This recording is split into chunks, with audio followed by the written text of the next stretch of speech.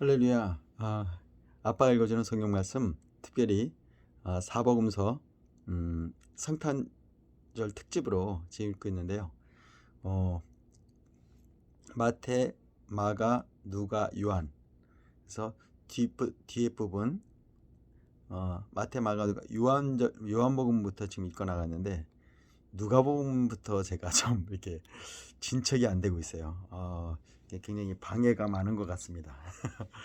다른 때 몸이 굉장히 피곤하지 않은 상태에서도 읽었는데 굉장히 피곤함이 몰려오더라고요. 예전에 패션 오브 크라이스트 영화에 굉장히 여러 가지 뭐랄까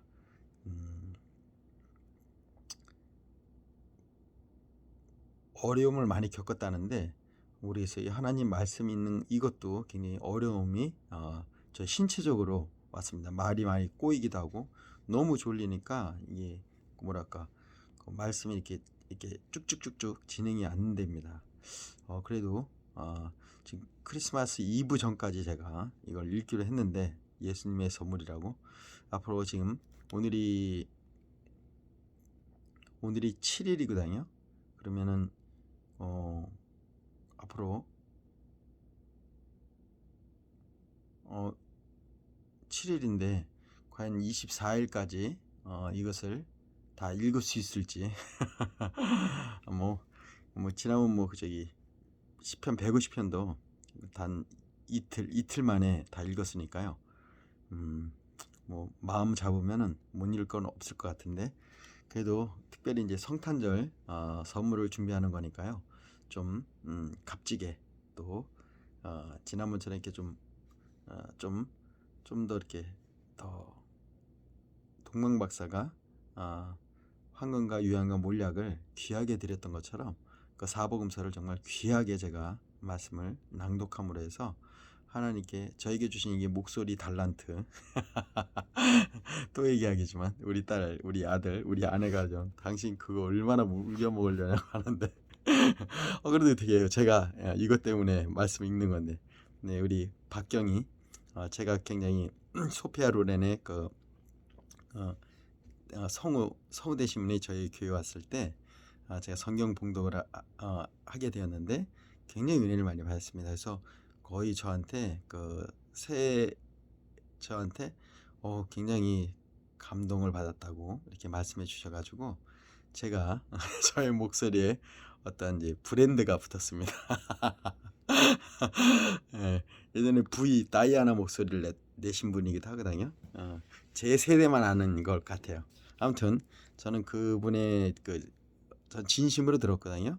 그래서 굉장히 감동을 받으셨겠다 하셨길래 제가 이 목소리를 이렇게 재능 기부를 해야 되지 않겠습니까? 눈물이 날려네. 그래서 아무튼 사복음서를 아빠가 읽어준 성경 말씀으로 이렇게 지금 여러 가지 시편도 읽고 또 잠언서도 읽고 또 매일매일 출근길 아빠가 읽어준 성경 말씀도 읽고 있고요. 아무튼 제가 할 수 있는 거는 이 목소리밖에 없어요. 그리고 이 안에 있는 아빠의 심정으로 우리 사랑하는 아들 딸들에게 출근할 때 아빠 얼마나 바빠요 요즘. 그러니까 바쁜 아들 딸들에게 믿음은 들음에서 난다고 말씀했잖아요. 그래서 아빠의 부족하지만 적은 믿음을 가지고 이렇게 말씀을 읽었을 때 우리 사랑하는 아들 딸들에게 가장 귀한 선물이 되지 않을까.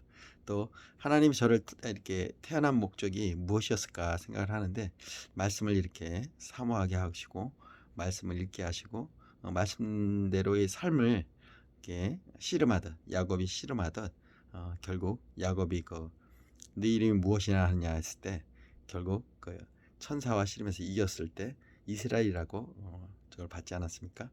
오늘 제가 이 사복음서를 정말 씨름하듯 또 읽어보도록 하겠습니다. 자, 메리 크리스마스. 자, 그러면 오늘은 누가복음 럭키 7장입니다. 네, 완성수죠. 하나님이 천지를 창조시고 일곱째 날에 안식을 하셨듯이 오늘 안식하는 마음으로 읽어드리도록 하겠습니다. 서론이 너무 길었죠. 그래도 여러분에게 이렇게 읽어줄 수 있다라는 이렇게 시간을 허락해 주시면 감사드리고요. 오늘 아빠의 심정으로 또 몇 장을 더 읽어 나갈지 모르겠지만 또 제가 정말 맑은 목소리로 또 읽어보도록 하겠습니다. 자, 그러면 7장 들어갑니다.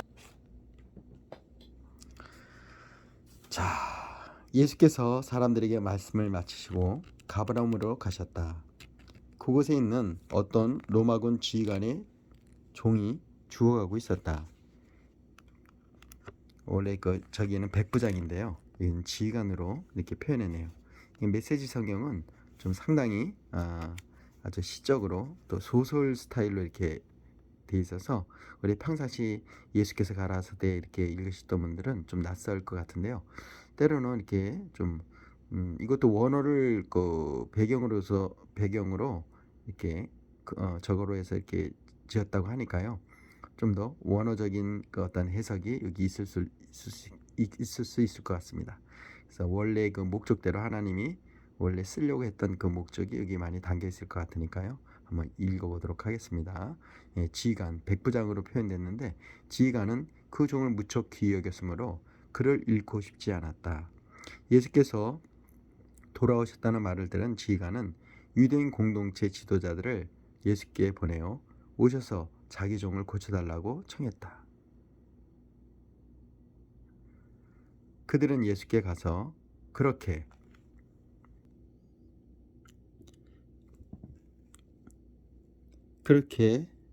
해주실 것을 간절히 구했다. 이 사람은 선생님께서 요청을 들어주셔도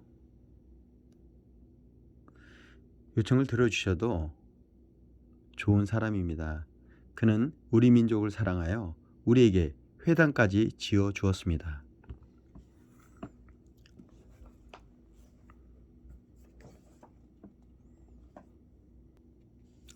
예수께서 그들과 함께 가셨다. 그 집에 도착하려면 아직 한참을 더 가야 하는데 지휘관이 보낸 친구들이 와서 예수께 말을 전했다. 주님, 이렇게 수고하실 것 없습니다. 주님이 아시듯이 저는 그리 선한 사람이 못 됩니다. 주님이 저희 집에 오시면 제가 당황스럽습니다. 제가 주님 앞에 직접 나서기도 그렇습니다. 그저 명령만 내리시면 저희 종이 낫겠습니다. 저도 명령을 받기도 하고 내리기도 하는 사람입니다. 제가 한 병사에게 가라 하면 가고 다른 병사에게 오라 하면 옵니다. 그리고 저희 종에게 이것을 하라고만 하면 합니다. 이것을 하라고 하면 합니다. 예수께서 크게 놀라시며 동행한 무리에게 말씀하셨다. 하나님을 알고 그분이 일하시는 방식을 훤히 알아야 마땅히 이스라엘 백성 중에서도 이렇게 단순한 믿음은 아직 보지 못했다.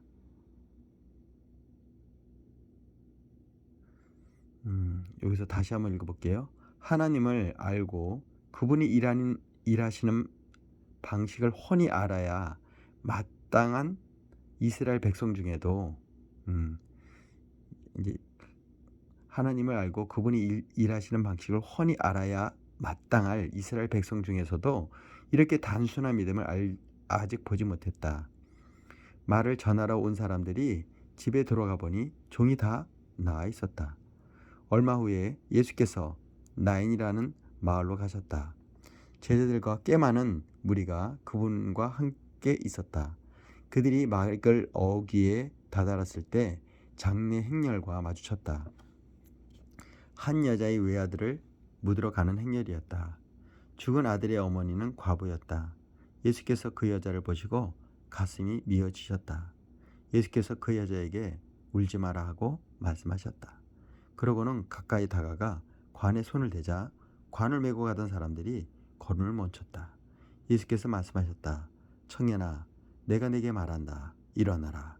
그러자 죽었던 아들이 일어나 앉아 말을 하기 시작했다. 예수께서 그 아들을 어머니에게 돌려주셨다.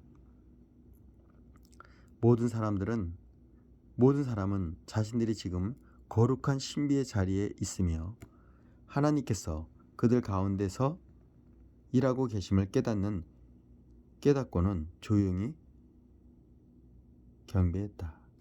그러고는 떠들썩하게 감사하며 큰 소리로 외쳤다.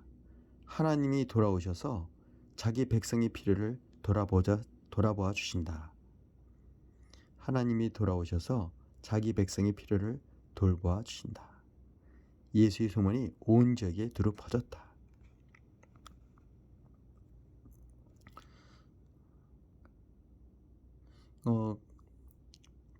요한의 제자들이 이 모든 일을 요한에게 알렸다. 요한은 제자 가운데 두 사람을 주님께 보내어 물었다.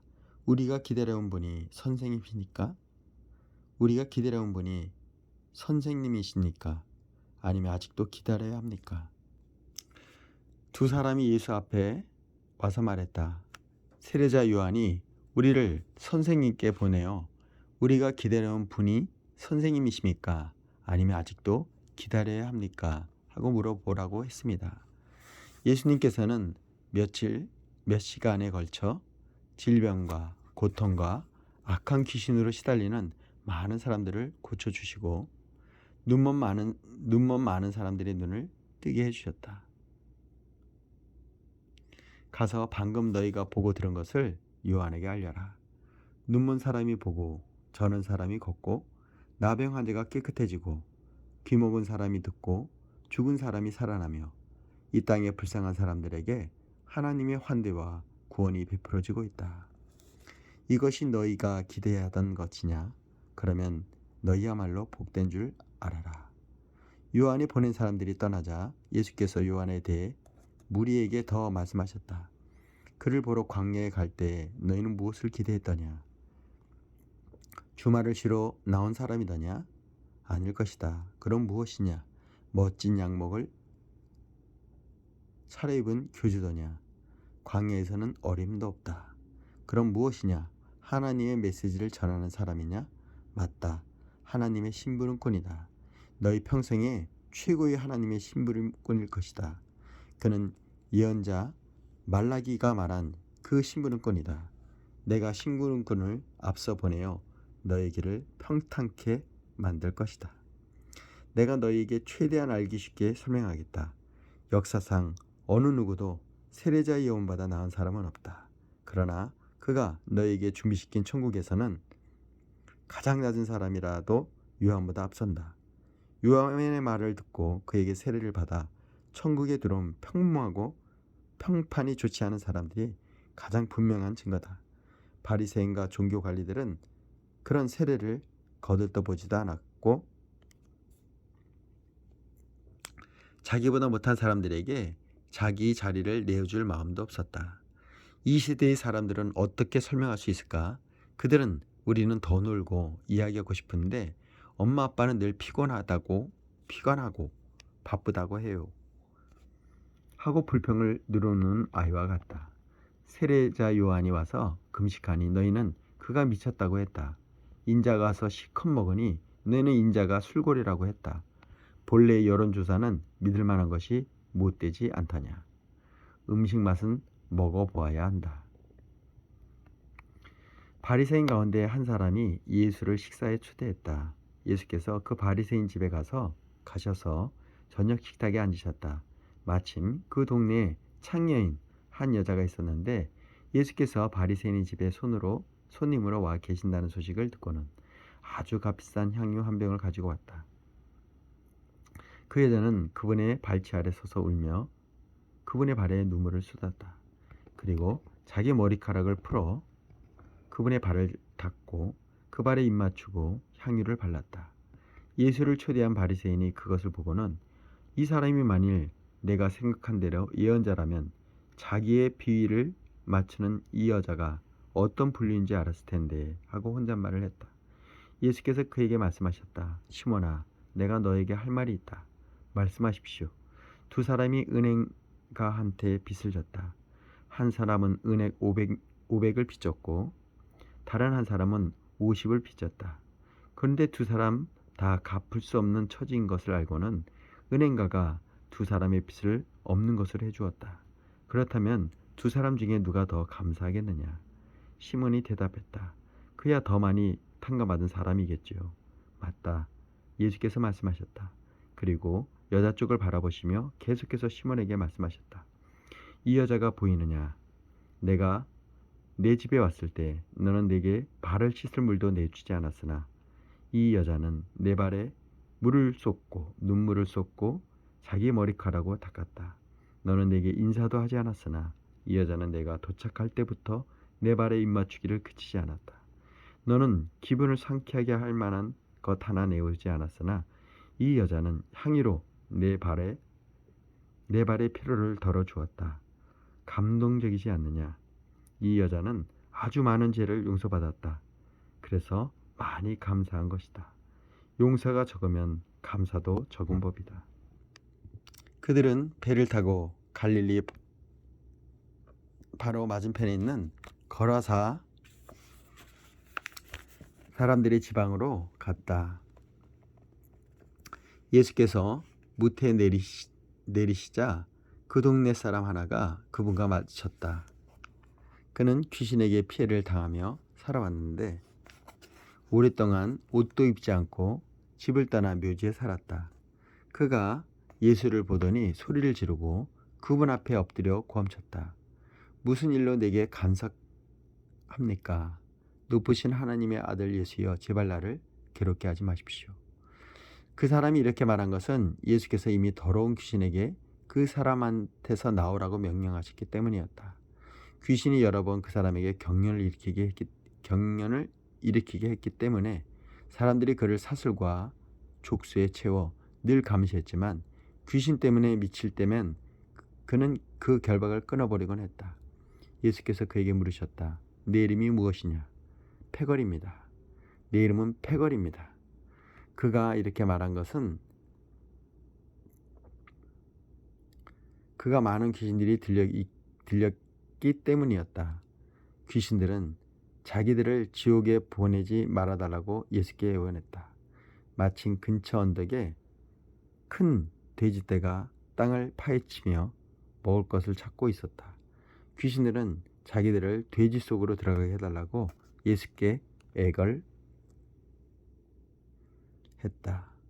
예수께서 그렇게 하라고 말씀하셨다. 그러나 돼지떼 형편은 그 사람의 형편보다 더 나빠졌다.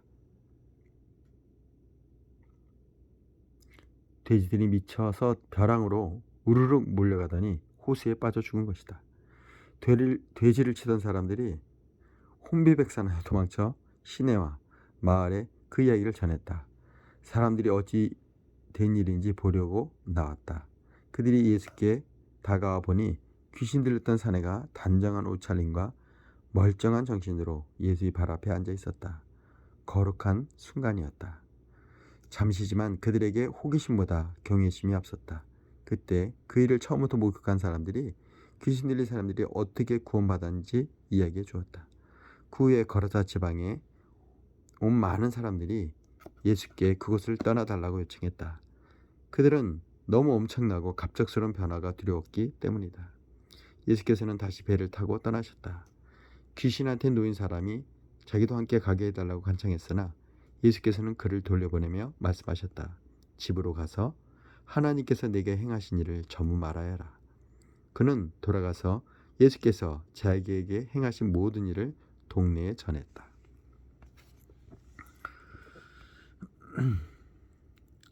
예수께서 오시자 무리가 그분을 반겼다. 그들 모두가 거기서 예수를 기다리고 있었다. 그때 야이로라는 사람이 예수께 다가왔다. 회당장인 그는 예수의 발 앞에 엎드려 자기 집에 가주시기를 애원했다. 12살 난 그의 외동딸이 죽어가고 있었기 때문이다. 예수께서 밀고 당기는 무리를 해치며 그와 함께 가셨다. 그날 무리 가운데 20년 동안 혈우증으로 고생한 여자가 있었다. 12년 동안 혈우증으로 고생한 여자가 있었다. 그 여자는 가지고 있던 돈을 의사에게 전부 썼으나 어느 누구도 그녀에게 도움이 되지 못했다.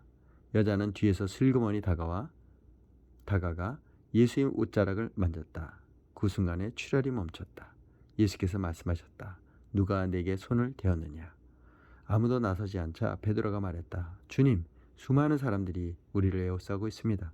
손을 댄 사람이 수십 명은 될 것입니다. 예수께서는 그냥 지나치지 않으셨다. 내게 손을 댄 사람이 있다. 내게서 능력이 빠져나갔다는 것을 내가 안다. 더 이상 숨길 수가 없게 된 여자는 떨며 그분 앞에 무릎을 꿇었다. 여자는 자신이 왜 그분에게 손을 댔으며 그 순간 어떻게 병이 나았는지 사람들이 다 보는 앞에서 털어놓았다. 예수께서 말씀하셨다. 딸아, 너는 나를 신뢰하는 믿음의 모험을 했고 이제 다 나아서 온전해졌다. 잘 살아라. 복되게 살아라. 예수께서 아직 말씀하시는 중에 회당장 집에서 사람이 와서 회당장에게 말했다. 따님이 죽었습니다. 이제 선생님을 괴롭게 해드릴 일이 없습니다. 예수께서 그 말을 들으시고 말씀하셨다. 당황하지 마라. 나만 신뢰하여라. 그러면 다 잘 될 것이다. 집으로 들어가며 예수께서는 베드로와 요한과 야고보 그리고 아이의 부모 외에는 아무도 들어오지 못하게 하셨다. 사람들이 모두 아이 때문에 울며 불며 슬퍼하고 있었다. 예수께서 말씀하셨다. 울지 마라. 이 아이는 죽은 것이 아니라 자고 있다. 사람들은 아이가 죽은 것을 알고 있었으므로 그분을 비웃었다. 예수께서 아이의 손을 붙잡고 외치셨다. 내 사랑하는 아이야, 일어나라. 아이는 곧바로 일어나 다시 숨을 쉬었다. 예수께서 아이에게 먹을 것을 주라고 말씀하셨다. 여기서 제가 보던 요 뒤에 있는 성경에는 달리다굼 이렇게 외치거든요. 그 달리다굼이 일어나라는 뜻인데 여기서는 그냥 일어나라라고 이렇게 쉽게 말씀을 풀어주셨네요. 아이는 곧바로 일어나 다시 숨을 쉬었다. 예수께서 아이에게 먹을 것을 주라고 말씀하셨다. 아이의 부모는 기뻐서 어쩔 줄 몰라 했다. 예수께서는 이 일을 알리지 말라고 그들에게 엄히 명하셨다. 이방에서 일어난 일을 아무에게도 말하지 마라. 예, 9장입니다. 한 장 읽는데 벌써 20분이 걸렸네요. 이게 여러분 한번 저처럼 사복음서를 한번 읽어보세요. 지금 제가 읽고 있는 게 메시지 성경이거든요. 유진 피터슨의 일상의 언어로 쓰여지는 성경 옆에 성경. 그래서 저도 성경을 많이 읽었지만 좀 색다릅니다. 아까 백부장이 안 나오고 지휘관으로 나오고 달리다굼 얘기가 안 나오고 일어나라 이렇게. 아무튼 좀 색다르지만 또 워낙 성경을 많이 보신 분들은 이게 그 장면에서 그 내용이구나 이렇게 알 수 있을 것 같아요. 여러분 얼마나 성경을 많이 읽으셨는지 이걸 통해서 메시지 성경을 통해서 한번 또 다른 맛을 느낄 수가 있습니다. 자, 여러분 이제 9장 읽어보도록 하겠습니다. 이 9장 읽으면은 40분 되겠네요. 9장이 얼마나 길지 모르겠는데 아무튼 이게 1시간 전에 끝내야 됩니다. 그래야 이게 유튜브에 올라갈 수 있는 시간도 있고 그 이상 되면 자동으로 이거 잘리더라고요. 그러니까 아무튼 9장까지 한번 숨차게 읽어보겠습니다. 달려가 보겠습니다. 일일이 그 손으로 들고 하니까 이게 쉽지 않네요. 또 제 스트레칭도 해가면서 지금 말씀을 보고 있어요. 예수께서 12제자를 부르셔서 그들에게 모든 귀신을 다루고 병을 고치는 권세와 능력을 주셨다. 예수께서 하나님의 나라의 소식을 전하고 병자를 고치는 일을 제자들에게 맡기셨다. 예수께서 말씀하셨다. 잔뜩 준비하지 말라. 간소하게 하여라. 내가 여기서는 전대와 옷가지를 챙기지 말라고 이렇게 들었는데 잔뜩 준비하지 마라. 간소하게 하여라. 너희 자신을 준비하여라. 네, 고급 여관도 안 된다. 적당한 곳을 찾아가 떠날 때까지 그곳으로 만족하여라. 사람들이 너희를 맞아들이지 않거든 그 말을 떠나라. 소란 필 곳이 없다. 무시해버리고 너희 길을 가면 된다. 제자들은 유임을 바꿔서 길을 나섰다. 그들은 이 마을 저 마을로 다니며 하나님의 최신 소식 곧 메시지를 전했고 가는 곳마다 사람들을 고쳐주었다. 통치자 헤롯은 이런 일들이 진행된다는 이야기를 듣고서 어떻게 받아들여야 할지 몰랐다. 요한이 죽은 자들 가운데 살아났다고 말하는 사람도 있고 엘리야가 나타났다고 말하는 사람들도 있고 또 옛 예언자가 출현했다고 말하는 사람도 있었다. 헤롯은 말했다. 하지만 요한은 내가 목을 베어 죽였다. 그런데 계속해서 내 귀에 이야기가 들려오는 이 사람은 누구냐? 궁금한 마음에 헤롯은 예수가 활동하는 모습을 볼 기회를 노렸다. 사도들이 돌아와서 자기들이 한 일을 보고했다. 예수께서는 그들만 따로 데리고 베세다라는 하는 마을을 근처로 가셨다. 그러나 무리가 눈치를 채고 따라왔다. 예수께서 그들을 너그럽게 맞아주셨고 하나님의 나라에 대해 말씀해 주셨다.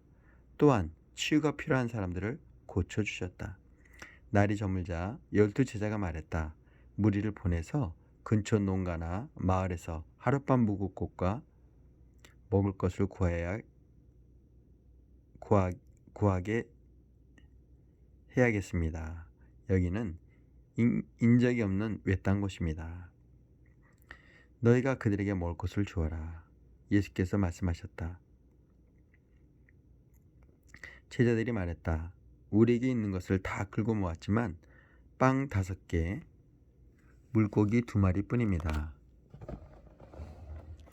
저희가 직접 읍내에 가서 모두가 먹을 만큼 음식을 사오지 않은 한 그것이 전부입니다. 모인 수가 5,000명이 넘었다. 예수께서 곧바로 제자들에게 말씀하셨다. 사람들을 50여 명씩 무리지어 앉게 하여라. 제자들은 말씀대로 했고 곧 모두가 자리에 앉았다. 예수께서 빵 5개와 물고기 2마리를 손에 들고 하늘을 우러러 감사 기도를 드리고 축복하신 다음 빵과 물고기를 떼어 제자들에게 주시며 사람들에게 나눠주게 하셨다. 사람들이 모두 배불리 먹고 나서 남은 것을 거두니 12바구니가 되었다. 한 번은 예수께서 따로 떨어져서 홀로 기도하시는데 제자들이 가까이 있었다. 예수께서 물으셨다. 무리가 나에게 대체 뭐라고 말하더냐? 나를 누구라고 하더냐? 제자들이 말했다. 세례 요한이라고 합니다. 엘리야라고 하는 사람들도 있고 옛 예언자 가운데 한 사람이 돌아왔다는 사람들도 있습니다. 그러자 예수께서 물으셨다. 그러면 너희는 나를 누구라고 말하겠느냐? 내가 누구냐? 베드로가 대답했다. 하나님은 메시아십니다. 그러자 예수께서 그것을 비밀로 하라고 제자들에게 경계하셨다.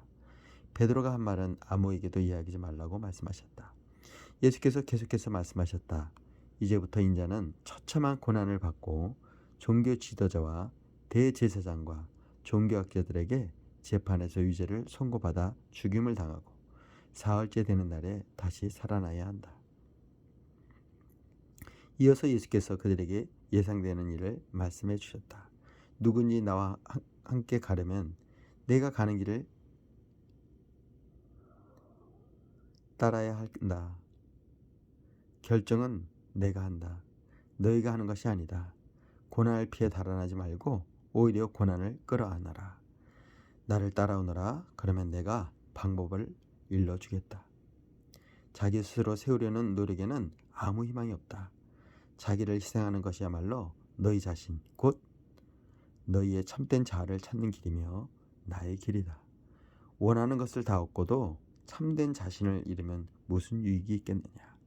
너희 가운데 누구든지 나와 너희를 인도하는 내 방식을 부끄러워하면 인자도 모든 영광에 쌓여 아버지와 거룩한 천사들과 함께 올 때 그를 더 부끄럽게 여길 줄 알아라.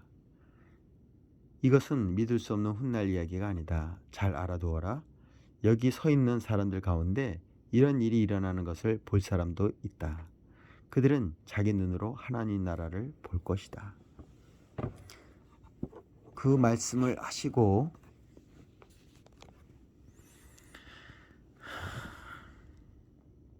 여드레쯤 지나서 예수께서 베드로와 요한과 야고보를 데리고 기도하러 산에 올라가셨다. 여기가 겟세마네 동산이죠. 기도하는 중에 그분의 얼굴 모습이 변하고 그분이 옷이 눈부시게 하얘졌다. 동시에 두 사람이 거기서 예수와 함께 이야기하고 있었다. 알고 보니 그들은 모세와 엘리야였다. 겟세마네 동산이 아니라 변화산이네요. 그들의 모습이 몹시 영광스러웠다. 그들은 예수께서 예루살렘에서 이루신 일, 곧 그분의 떠나심에 대해 이야기를 나누었다. 한편 베드로와 그 일행은 잠에 취해 있었다. 그들이 깨어 눈을 비비며 보니 예수께서 영광 가운데 계시고 그 곁에 두 사람이 서 있는 것을 보았다. 모세와 엘리야가 떠난 뒤에 베드로가 예수께 말했다. 주님, 지금은 중대한 순간입니다. 기념비 셋을 세우는 것이 어떻겠습니까? 하나는 주님을 위해, 하나는 모세를 위해, 하나는 엘리야를 위해서 말입니다. 여기서 초막을 3개 짓겠다 했는데 여기서는 기념비 셋으로 이렇게 얘기를 하네요. 이는 베드로가 무심코 내뱉은 말이었다. 베드로가 이렇게 말을 하고 있는데 비처럼 환한 구름이 그들을 덮었다. 구름 속에 묻히자 그들은 하나님을 깊이 느끼게 되었다. 그때 구름 속에서 한 음성이 들려왔다. 이는 내 아들, 내가 택한 자다. 그의 말을 들어라. 그 음성이 사라지자 그곳에 예수만 홀로 계셨다. 그들은 한동안 할 말을 잃은 채로 있었다. 그들은 자기의 본 것들을 그때에는 아무에게도 말하지 않았다. 이튿날 그들이 산에 내려오니 큰 무리가 그들을 맞이했다. 무리 가운데 한 사람이 외쳤다. 부탁입니다, 선생님. 제 아들 좀 봐주십시오. 하나뿐인 제 자식입니다. 귀신이 아이를 사로잡을 때마다 아이는 갑자기 비명을 지르고 경련을 일으키며 입에 거품을 뭅니다. 귀신은 아이를 때려서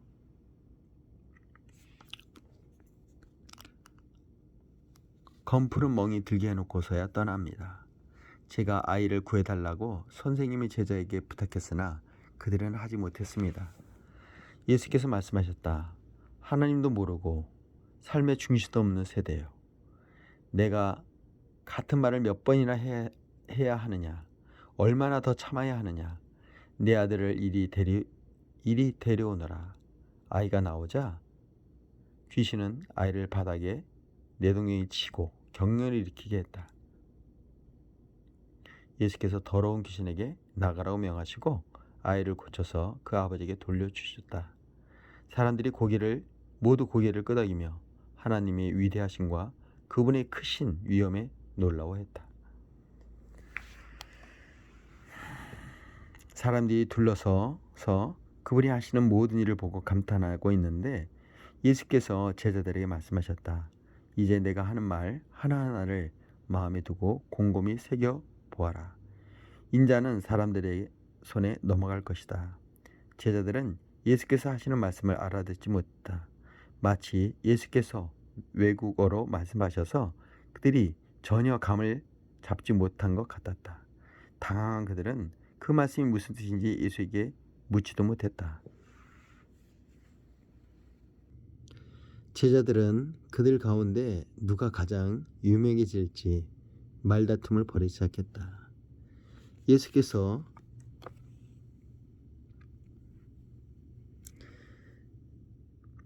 그것이 그들에게 아주 중요한 문제인 것을 아시고 어린아이 하나를 곁으로 데려와 말씀하셨다. 누구든지 이 아이를 나로 여기고 받아들이는 사람은 곧 나를 받아들이는 것이다. 또한 누구든지 나를 받아들이는 사람은 나를 보내신 분을 받아들이는 것이다. 이와 같이 내세울 때가 아니라 받아들일 때 큰 사람이 된다. 중요한 것은 눈에 보이는 크기가 아니라 너희의 영이다. 요한이 당당히 말했다. 주님, 어떤 사람이 주의 이름으로 귀신을 쫓아내는 것을 보고 우리가 막았습니다. 그가 우리에게 속한 사람이 아니어서 그렇게 했습니다. 예수님께서 말씀하셨다. 그를 막지 마라. 그가 적이 아니라면 곧 우리 편이다. 승천하실 때가 가까우자 예수께서 마음을 단단히 먹고 용기를 내어 예루살렘을 향해 길을 떠나셨다. 예수께서 심부름꾼들을 앞서 보내셨다. 그들은 그분을 맞을 곳을 준비하려고 사마리아의 어느 마을로 갔다.